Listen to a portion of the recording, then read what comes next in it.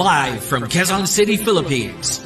Your news, current affairs, and public service channel, Margo TV Philippines. Live. Pag-usapan po natin to, kaugnay po ito mga kababayan sa ating inilapit na reklamo dito sa may malapit sa Zosima Building sa Santo Cristo Street, Binondo, Maynila. Kung saan po, partner, ito merong dito nga isang ano bang tawag ditong matatawag ditong bumulwak na ito. Ano yan? Hindi naman siya galing doon mismo sa ika nga tubig ng Maynila or Hindi, ano ba ito? partner, Ano ba itong bumaluwak na ito, partner, na ito ba ay makakatulong ika nga galing sa medyo nagiging perwisyo to sa mga manininda at the same time mga residente.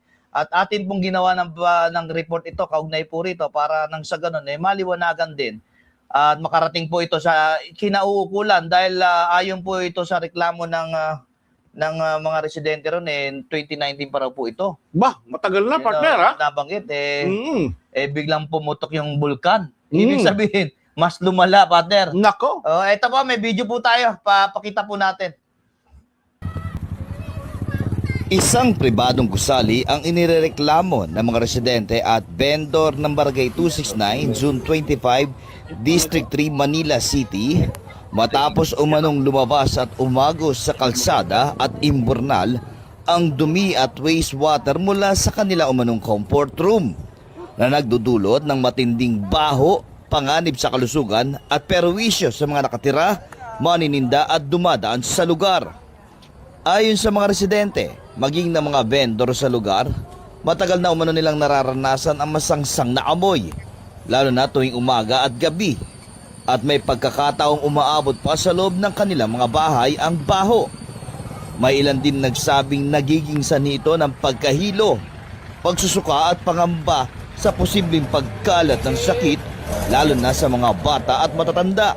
Batay sa umano'y paunang pagsusuri, posibleng direktang nakakabit sa imburnal ang sewage line na gusali o wala umanong maayos na septic tank na malinaw na paglabag sa Sanitation Code of the Philippines at sa Clean Water Act. Ayon sa mga eksperto, ipinagbabawal ang paglalabas ng untreated sewage sa pampublikong kanal dahil sa banta nito sa kalusugan at kapaligiran. Nananawagan ang mga residente sa Barangay City Health Office, City Engineering Office at sa DNR na agad magsagawa ng inspeksyon at ipatupad ang nararapat na aksyon laban sa may-ari ng gusali, kabilang ang pagpapatigil ng illegal na drainage at pagpapagawa ng tamang pasilidad. Samantala, hinihintay pa ang pahayag ng may-ari o pamunuan ng gusali kaugnay sa isyung ito. Para sa kapakanan ng publiko, iginiit ng mga residente na hindi dapat ipagsawalang bahala ang ganitong uri ng reklamo dahil sa kalusugan at kaligtasan ng komunidad ang nakataya. Mga kababayan, no? Inyo pong napanood kung saan yung video po, no? Na atin pong natutukan nung February 2 ba yun? Nakanood kung saan nakita niya po bumulbak yung drainage. February 2, partner, ngayon yan. Hindi, kahapon pa. Kahapon, ng February 1, partner. February 1. Ayun, February 1 nung linggo. Ngayon po mga kababayan, nasa linya po natin ang isang concerned citizen, no? Or isa sa mga apektado. Kaugnay po rito sa bumulwak na hindi maganda at di kaya-ayang amoy. Tabi-tabi lang po. Tabi-tabi po sa mga nanonood, mga kababayan. Sa mga nagmimerienda dyan, ha? Opo, atin pong kakausapin itong complainant at atin pong aalamin base po sa kanya kung ano po ba ang nangyari dito at kailan pa po to. Sir, magandang hapon po. Sir, magandang hapon din po. Yes, sir. Yun. Sir, magandang hapon. Live po tayo sa Reforma ng Bayan dito sa Margo TV, no? Sir, nakita po namin yung video. Talaga pong hindi kaaya-aya at hindi maganda. Opo. Kailan pa po ba to, sir? Yung case na yan, sir, matagal pa na po yan. Opo. Panahon pa po yan nila kuna. Alam ng chairman yan, pati yung kagawad na gumaganap ng admin dyan sa Zosima Building. Ganun po? Ibig Oo, sabihin, alam na rin po ng mga opisyalis ng barangay itong reklamong ito. Alam na po nila yan, sir. Ang problema po kasi, sir, natatakot po yung mga residente, pati yung mga vendor, natatakot po sa barangay. Bakit natatakot? Ano po ba itong mga opisyalis ng barangay? Mga kumakain po ba ng tao? Yun nga po sir, kasi pinapatawag po nila sa barangay, ganun po tinatakot po ba? nila yung Oo. patao, kaya hindi mo nakapagreklamo. Anyway, tingin ko naman siyempre, sir, pagdating sa mga gantong problema, no, alam po natin na dapat na mas uunawa ay siyempre yung mga opisyalis ng barangay, sir. Kasi sila ang dapat na talagang sumbungan natin pagdating may problema sa loob na po ng inyong barangay. Pero sa nabanggit nyo, matagal na, panahon pa ni Lacuna. dating Mayor Hani Lacuna. Opo, Anong taon po yun, sir? 20... Ang pagkakalam ko po dyan, sir, Apo. yung ginagawa yung kalsada ng Santo Cristo tsaka Carmen Planas, Apo. yung mga establishment, dyan po nila sinususo yung PVC, yung galing po sa CR nila, papunta po sa drainage. Ala. Aba! Ay, nako, partner. Ibig Kaya sabihin nga po yung ngayon, mismong dapat na... pagka po yung dumi, napakabaho po. Yung sa Oo. Carmen Planas sa kabilang side, nagre-reklamo din po sila kasi napakabaho ng amoy. Ilang araw, bumubulwak yung mga dumi. Opo. So, masakit na po yung tiyan nila sa amoy, sir. Opo, Kaya nakikita po humingi namin kami sa ng video eh. tulong sa City of Manila kasi may pupunta dyan, sir. Sundot-sundutin lang tauhan ng kagawad na gumaganap ng building admin. Sundot-sundutin lang. Ilang araw, ilang linggo, babalik na naman ng ganon. Ay, totoo po yan, totoo po yan. Pag mga ganyan po, wala pong problema kung mismo sa loob ng building, hindi nakakapirwisyo ang ganito nga ang pangyayari. Pero pag ito po ay lumabas na at may mga napirwisyo na, ibang usapin na po ito. Oo, dapat Yes po. po. Oo. Yung gumaganap na building admin, isa din po siya kagawad nila Gamayo. Ganun po ba? Oo. Bale, ganito na lang sir, no? Nakita naman po namin, no? Ang magiging party po natin dito ay susulat po kami sa barangay or direkta yung staff po ng Margo TV sa Reforma ng Bayan ay pupunta po sa barangay. Sabay magko-coordinate na rin po papunta sa sanitary sa Manila City Hall at para atin pong ipasisilip kung ano po ang pinaka-best way dyan. Nang sa ganun tama yung nabanggit nyo, hindi pwedeng susundot-sundot lang po yan. Dahil po kapag siguro mag-ulan dyan, mapupuno na naman uli, partner, di ba? Oo, at saka malaking perwisyo yan. Hindi po biro yung ganyan yung amoy. Ayaw ko, halong amoy, no? Lalo na po pagka tag-ulan na panahon, sir. Oo. Yan, maglabasan yung mga dumi ng tao. Siyempre po, nakakadiri naman. Kaya Mga po. residente dumadaan, dapat po mabigyan ng aksyon, maimbestigahan po yung building na yan, makarating sa may-ari ng building, na ganun po yung nangyayari. Sir, si Francis Tica po ito. Sige. Yes po. Apo, ang sabi nyo kanina, hindi makapagreklamo ang mga residente sa lugar dahil natatakot sa barangay. Anong barangay ho ba ang nakakasakop dyan sa lugar ninyo? Barangay 269 po, Zone 25, District 3. Barangay 269, Barangay 269, Zone Zone 25, 25, District 3. District 3. Sino kapitan? Ang kapitan po dyan si Cosensio Lagamayo. Cosensio? Opo, Cosensio Lagamayo. Cosensio Lagmanayo. Lagamayo. Lagamayo. Okay, anong dahilan kung bakit natatakot ang residente lumapit kay kapitan para ipagsumbong yaang mga lumalabas dyan sa drainage na yan? Si Kapitan ito, partner. Dyan po kasi sila nakatira sa Sosima Building, sir. Oo. Ngayon, kung magsusumbong sila sa City Hall, natatakot sila kasi baka paalisin naman sila sa tinitirhan nila. Ay bakit paalisin, sir? Ang tirahan ba nila ay sa squatter na walang kaukulang dokumento? Marami na po nangyari dyan, sir, kapag hindi sila sumunod sa gusto nila ng kagawad Virgilio Salonga, pag hindi sila sumunod, pinaalis po sila sa inaupahan nila dyan sa Sosima Building.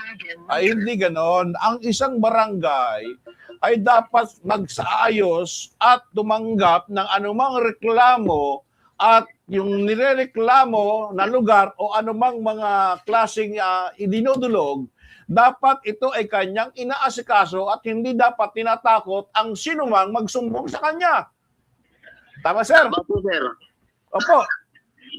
Opo, kaya kami ngayon dito ay aming kinukontak din si Kapitan para malaman natin kung bakit anong dahilan at hindi ito iniintindi. Bagamat matagal na umano ito, ang sabi nga ho ninyo, ay panahon pa ito ng nakaraang mayor na si Hani Lacuna. Yes po, totoo po yun. Alam ba ni Kapitan na ito ay delikado sa kalusugan ng mga mamamayan at sa mga kabataan? Sa mga ganitong sistema na lumalabas ang mga dumi ng hindi natin masabi kung saan galing itong mga tinamaan ng magaling na dumi.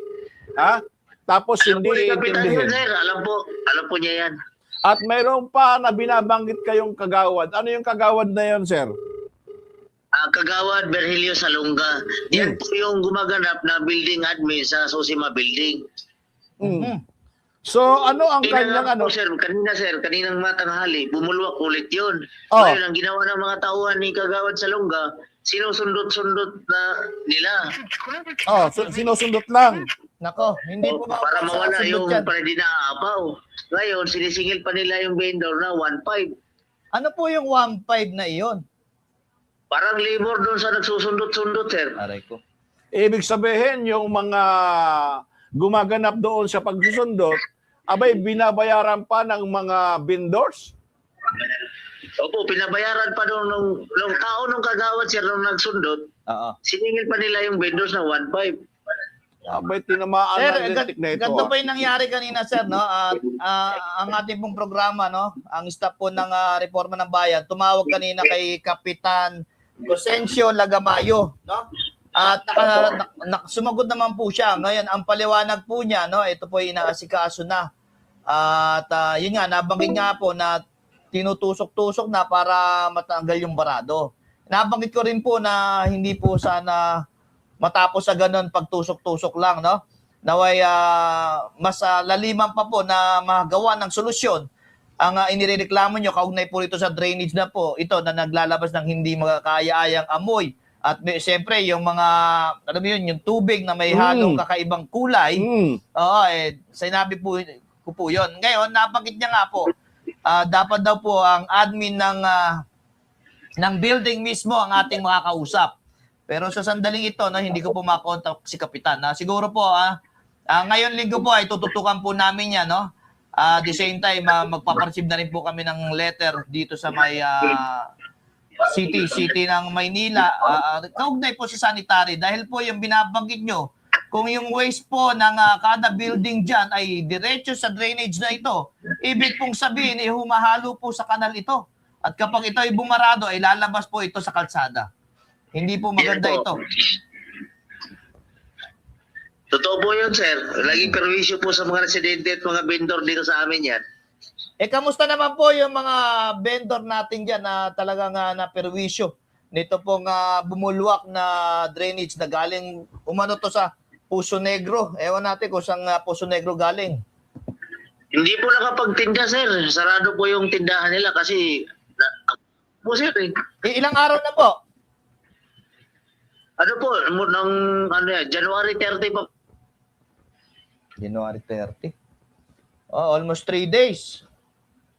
30. Oo. Tapos yung sa kabilang side naman po, sir, sa may Carmen Plana side, Apo. ganon din po na barangay, doon din po, mabaho din po doon. Yung mga tindera doon, nagre-reklamo na, sumasakit yung tiyan nila. Sir, ito bang drainage na ito ay along the road ba ito or medyo pasok sa looban? Technical, pwede ba nakasilent lang yung video? Mapakita Yung building niya po, ng sir, drainage. nasa gitna ng dalawang kalsada. Santo I-silent Cristo. mo na lang yung Yung bulwak na yan, sir, yan sa may Santo Cristo. Santo Cristo Meron din ito? po sa Carmen Planas. 859 Carmen Planas. Okay. Okay. So sa madaling salita, visible itong drainage na ito, nadadaanan ng mga tao, nadadaanan ng sasakyan. Yes po, nadadaanan po.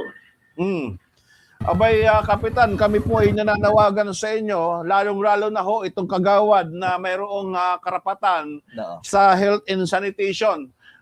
Abay, baka naman bigyan ho ninyo ng atensyon ito na matagal na pala itong idinudulog sa inyo. Ang nakakalungkot ay natatakot di umano ang mga taong dumulog sa inyo dahil binibigyan nyo ng hindi magandang trato, ha? Nako. Gaano kaya katotoo ito? Abay, ang barangay ho, sa ganang akin, dapat tungkulin ho ninyo nagampanan ang mga problema ng mamamayan. At wag ho ninyong gawing panakot ang inyong posisyon o tungkulin para hindi lumapit ang inyong mga kabarangay. Kapitan, ha? Action po tayo. Ay bay, kilos-kilos po. Wag ho masyadong painit ng puwit sa bangko. Sir, Yes po. maraming salamat sa impormasyon, no? Saan nyo po, ngayon pong linggo, atin pong aalamin yung detalye nito at the same time, kung ano po yung kalalabasan ng ating pong pag-iimbestiga. Kaugnay po rito sa bumulwak na drainage na galing umano rito sa Poso Negro ng building ito, sir. Opo sir, marami pong salamat. Sana po matulungan niyo kami sir. Opo. At makarating sa may-ari ng Sosima Building na nagiging perwisyo po sa amin to sa mga vendor. Opo. Sir, karagdagan tanong lang, ito bang drainage na ito ay doon lamang sa sinasabi niyong Susima Building o may ibang mga building pa na dumadaan din ang kanilang mga waterways dito? Diyan lang po yan sa Sosima Building sir. Malaki po kasi yung building na yan. Alright. Sige, partner. Okay, sir. Maraming pong salamat. Pagka mabuklan nga po yung drainage yan sir, makikita niyo yung malaking PVC na nakasuso doon. Ganon. Oo. Sige, at tayo ay pupunta ng partner at Sige po, ating titignan po makunan natin to, sir, ha? Oo, masuri natin ito. Ha? Abay, huwag na ho nating hintayin na mayroong pang magkasakit. Ha? Na mga residente sa Oo, lugar. dahil hindi biro, partner, yung amoy kasi nitong lumalabas sa isang drainage na to, kung saan hindi maganda. Siyempre, apektado, especially yung mga yung mga senior at the same time, no? Yung mga bata, maliliit. oo. Oo. At siyempre, yung mga namimili doon, partner, kasi rin to, tindahan din to. Nasa linya pa ata si Sir. Sir, maraming salamat po Maraming sa salamat, inyong pagbigay impormasyon. Kaugnay dito. Opo.